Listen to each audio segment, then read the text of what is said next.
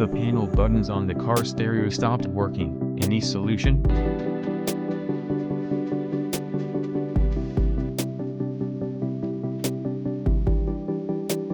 And now let's go over to the settings and scroll down to my factory setting. Enter password 123,456.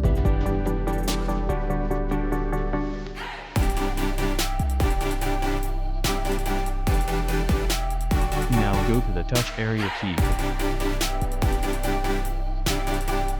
Select the position of the left button.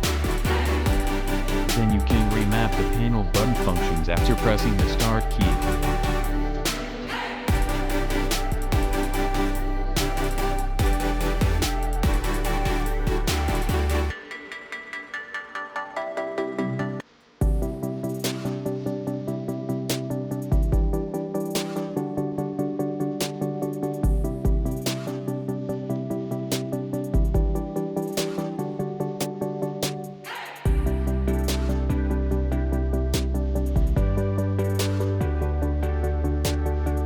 Test whether the panel buttons work after remapping.